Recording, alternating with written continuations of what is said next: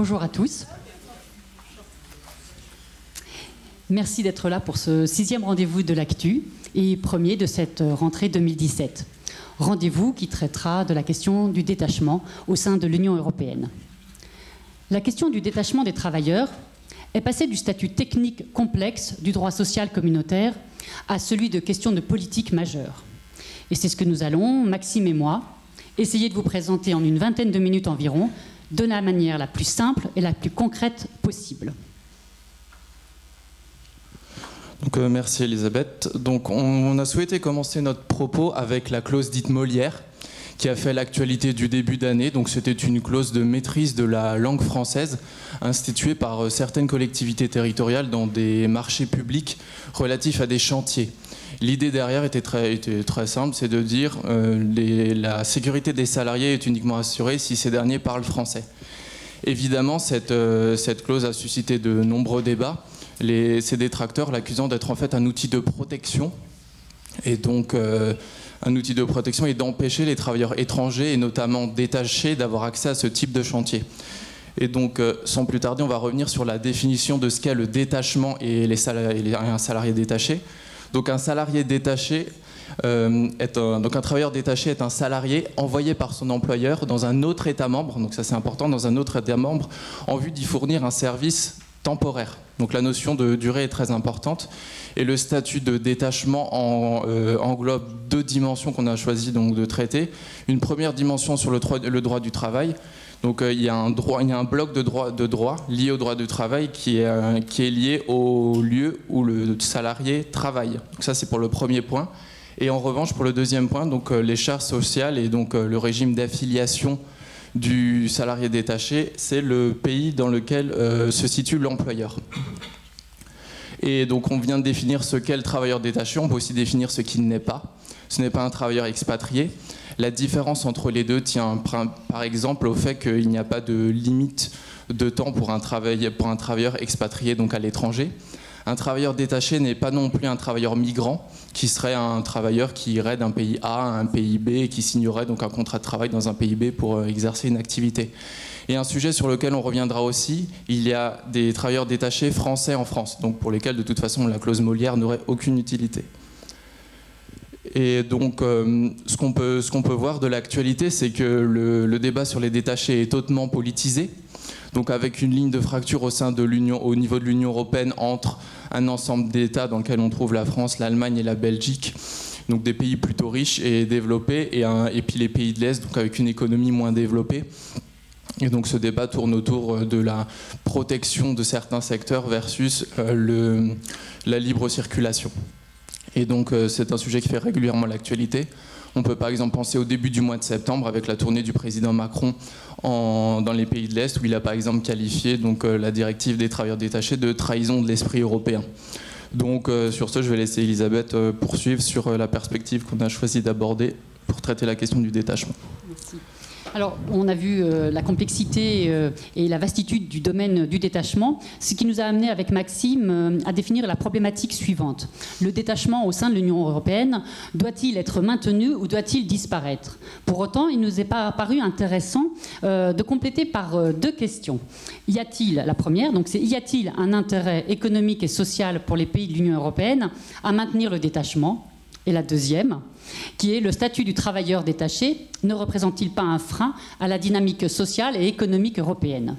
Alors, pour répondre à ces questions, alors on reconnaît que ces questions sont peut-être un peu iconoclastes, mais pour autant, l'actualité de ces dernières semaines nous laisse penser qu'il y a quelque chose peut-être pas si iconoclaste que cela dans nos propos.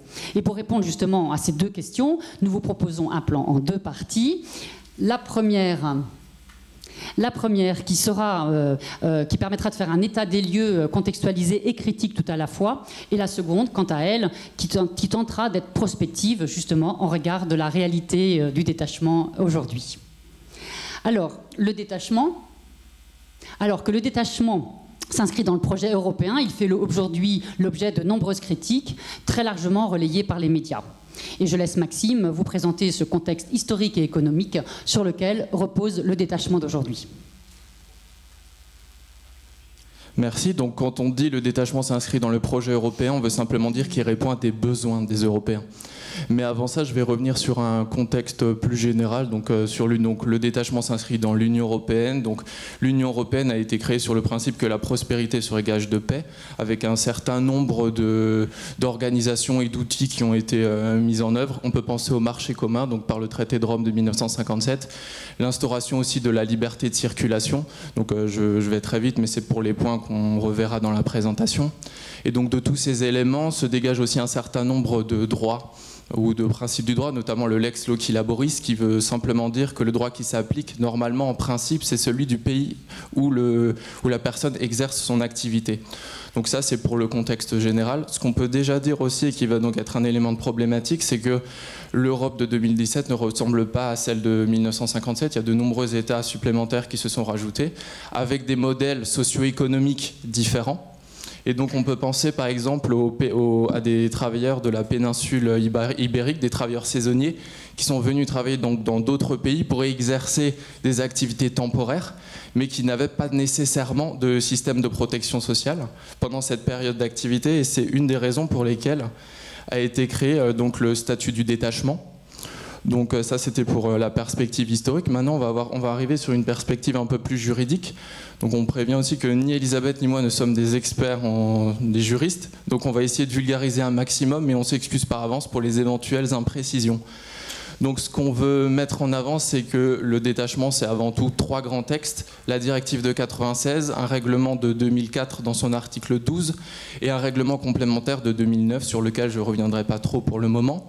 Donc si on prend d'abord donc, le plus connu qui fait aussi l'objet de nombreuses critiques, c'est la directive de 1996 donc, qui définit le détachement sous différentes modalités, donc la sous-traitance, l'intérim, le transfert au sein d'une même société, et qui définit également un bloc de droit lié au droit du travail qui est donc applicable, donc, et la source c'est donc le droit du pays dans lequel la personne exerce. Donc on voit bien que sur ce point de bloc de droit, on est dans le principe de lex loci laboris. En revanche, sur le second texte important, donc, qui est le règlement de 2004, donc la législation qui s'applique, c'est pas celle concernant la protection sociale, c'est pas celle du pays dans lequel la personne exerce, mais le pays de l'employeur. Donc on est là dans une exception au principe que je viens d'évoquer plus haut. Et donc en résumé, on peut dire que d'une certaine façon, le détachement est une exception générale à ce principe de droit, donc lex loci laboris, parce qu'il ne touche pas un corps de métier spécifique. En revanche, on a aussi des exceptions spécifiques liées donc aux travailleurs mobiles, que sont par exemple les routiers, sur lesquels on pourra revenir plus tard si ça vous intéresse. Donc ensuite, pour poursuivre dans cette partie juridique, ce qu'on peut dire, c'est que de ces textes découle une jurisprudence extrêmement abondante de la Cour de justice de l'Union européenne. On a mis ici donc 2 exemples, notamment l'arrêt Laval relatif au droit de grève. Et donc un dernier élément sur le droit qui nous paraît important, c'est de bien différencier la directive de 1996 de la directive Bolkestein. En effet, cette seconde directive traite uniquement de la libre prestation au sein de l'Union européenne et ne traite donc pas du détachement en soi. Donc je laisse maintenant Elisabeth poursuivre sur la réalité du détachement et les moyens de contrôle. Donc vous avez vu la complexité de la législation avec les 2 blocs qui s'opposent, la complexité également de la jurisprudence. Pour autant, il y a aussi des chiffres qui sont, sinon complexes, en tout cas importants. Alors avec Maxime, on n'a pas voulu vous abreuver de chiffres qui en provenance en particulier d'Eurostat. Mais s'il y en a 5, s'il y en a quelques-uns à retenir, il y en a 5, ce sont ceux-là. Et on voudrait juste vous marquer celui-ci, 3713%, qui est l'augmentation du nombre de travailleurs détachés en France entre 2000 et 2015. Donc on voit que c'est quand même un chiffre conséquent et qui peut évidemment expliquer l'hypermédiatisation de ce sujet-là. Ensuite, bien évidemment, on peut s'attarder sur le rapport à 10 de différentiel de coûts sur les coûts horaires de main-d'œuvre à travers les États membres de l'UE. Nous nous sommes livrés à un exercice comparatif dit podium entre les pays les plus attractifs et les pays les plus détachants. Parce que, comme disait Maxime tout à l'heure dans la présentation générale, le détachement, c'est la vision que l'on a évidemment du travailleur d'un État membre vers la France, mais c'est également la vision du travailleur français transférés vers un autre État membre. Et on se rend compte en fait que la France, elle est le deuxième pays le plus attractif, après l'Allemagne et la Belgique, mais et devant la Belgique, et le troisième pays le plus détachant, après la Pologne et l'Allemagne également. Donc c'est intéressant d'avoir cette vision duale de la question du détachement, parce que souvent, et en particulier le relais qui en est fait dans les médias, c'est la vision uniquement du détachement d'un salarié d'un État membre vers la France.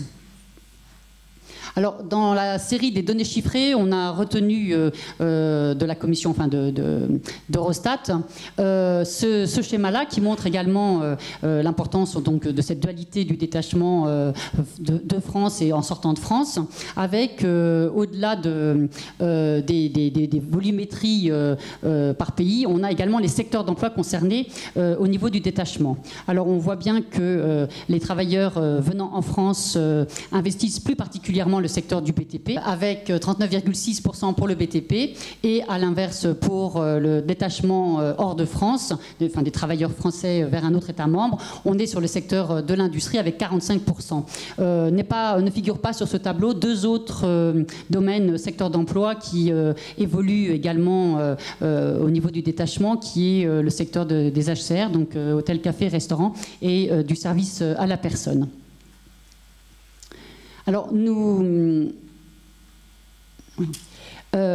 donc on voit bien que ces secteurs, comme on l'a dit tout à l'heure, sont les secteurs BTP, HCR, service à la personne, sont les secteurs potentiellement les plus potentiellement concernés par la fraude et le travail illégal.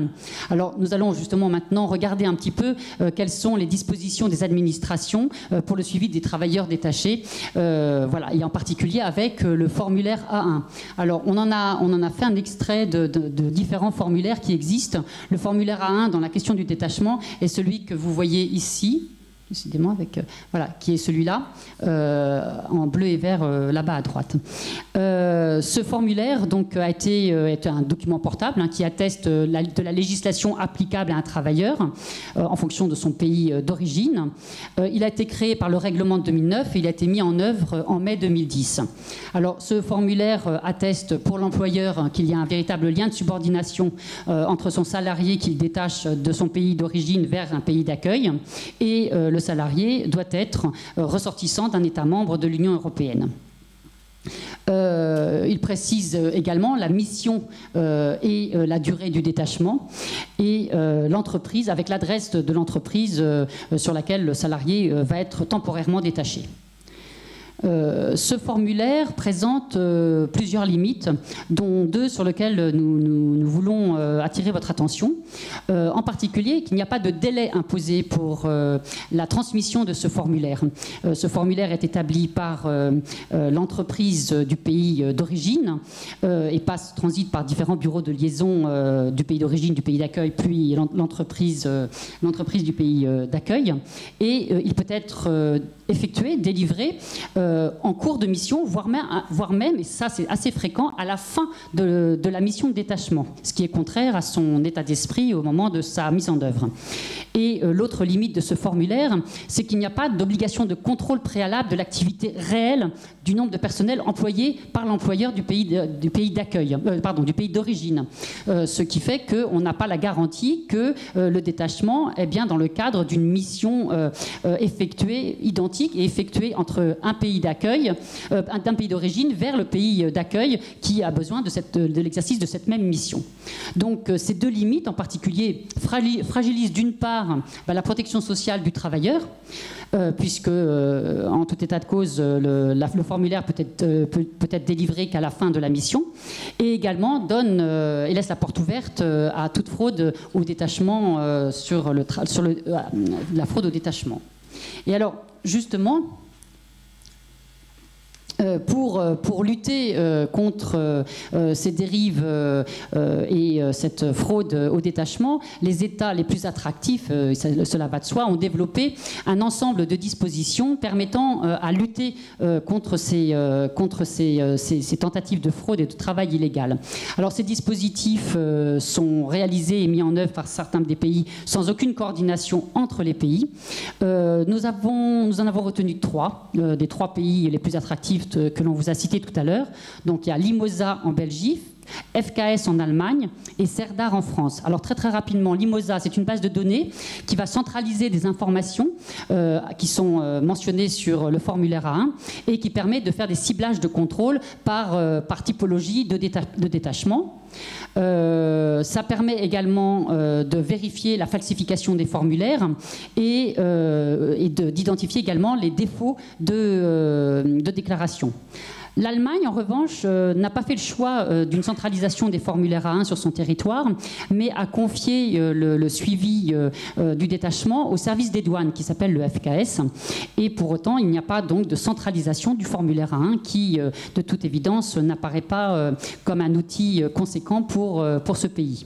En France, c'est une solution un petit peu intermédiaire qui a été retenue, avec une base de données qui s'appelle CIRDAR, qui est, elle, gérée par le CLEIS, et qui regroupe les formulaires de détachement, qui sont transmis par les bureaux de liaison, mais en revanche, il n'y a pas de vérification de la complétude de ces formulaires, ni du regroupement de l'ensemble des formulaires qui transitent sur le territoire. Alors on voit bien que ces dispositifs du formulaire 1 sont loin de donner satisfaction, même si pour autant c'est une première marche vers un regroupement de données concernant le détachement, puisqu'on a vu précédemment qu'il était compliqué de suivre le mouvement du détachement dans les différents États. En France, le dispositif s'est renforcé au travers de 3 lois. 3 lois en 3 ans. La loi Savary en 2014, la loi Macron en 2015 et la loi Travail en 2016.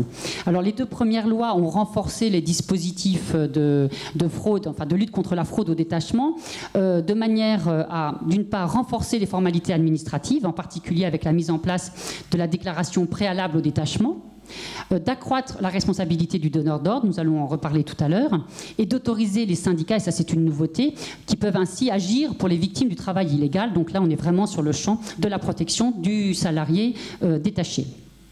La loi Travail, donc en 2016, quant à elle, va encore plus loin sur la responsabilité du donneur d'ordre en autorisant une suspension du chantier, et elle renforce les obligations des maîtrises d'ouvrage, en particulier dans les sous-traitances en cascade. Alors, on a illustré un dispositif qui a été proposé qui a été mis en place par la France et qui a été prévu par la loi de 2015, qui est la carte BTP que vous avez ici. Elle a été mise en place, et les médias l'ont particulièrement relayée, en mars 2017, donc c'est très récent. C'est un des exemples donc, mis en place par le gouvernement français pour lutter contre le travail illégal et la fraude dans le secteur du bâtiment. On identifie environ 2,5 millions de salariés concernés par cette carte du BTP. Alors, elle ne concerne pas que les travailleurs détachés, elle concerne bien l'ensemble des salariés sur un chantier. Et elle est obligatoire, elle est payante, le coût est à la charge de l'employeur.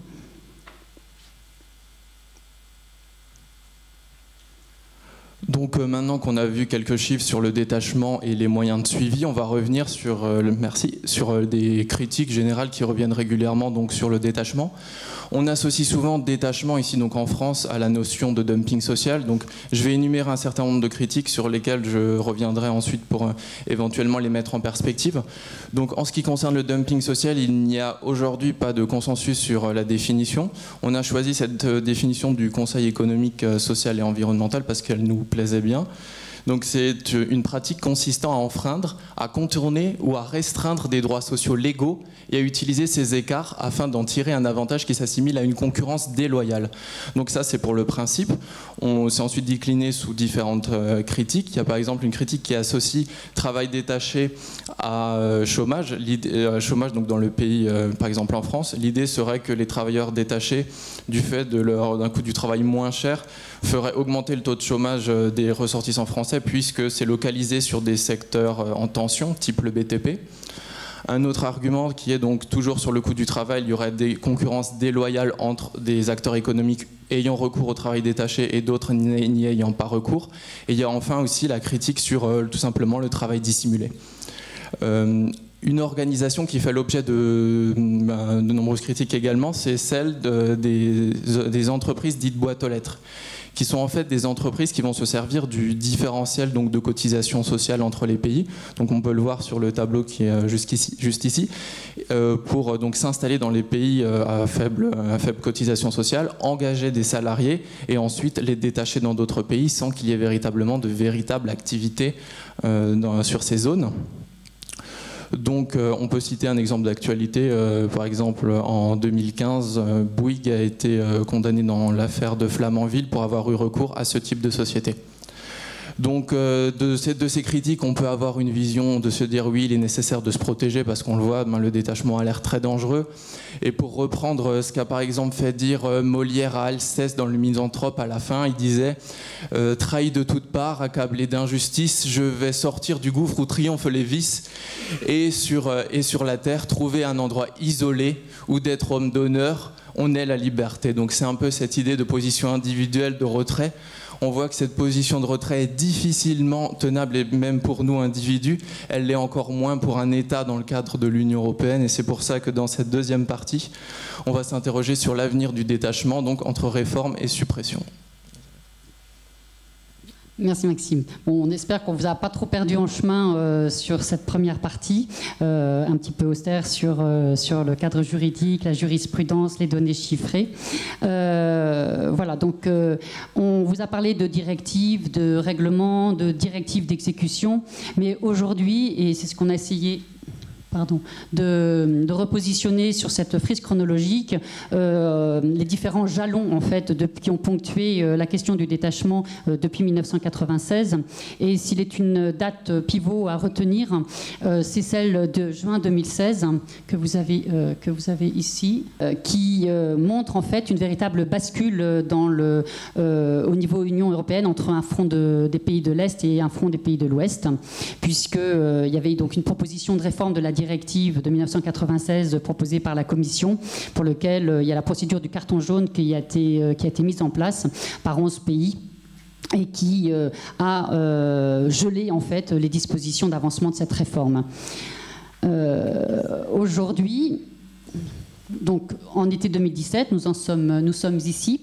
On voit bien qu'il y a des difficultés d'avancement et la France a été un petit peu porte-flambeau au travers d'abord des promesses de la campagne présidentielle, puis avec le déplacement du président Macron cet été au niveau de l'Europe, des pays d'Europe de l'Est, ex de l'Est, pour proposer en fait des dispositions à la réforme de la directive de 1996. Et avec 4 axes principaux de propositions de réforme qui n'ont évidemment pas plu à tout le monde, comme on a pu le voir dans la presse. On peut noter la diminution de la durée temporaire du détachement qui passerait de 24 mois à 12 mois. Avec également la prise en compte de l'ensemble des rémunérations qui intégrerait frais de déplacement et frais d'hébergement, qui ne devra pas venir en déduction du salaire minimum, qui est le salaire minimum donc, du pays d'accueil, dans le cadre du bloc droit du travail qui est celui du pays d'accueil. Les règles sociales donc, du pays d'origine devront être totalement appliquées.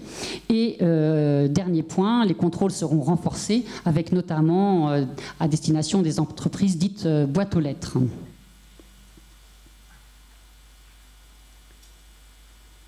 Donc là, on a fait un panorama donc, des enjeux sur la réforme actuelle du statut du détachement.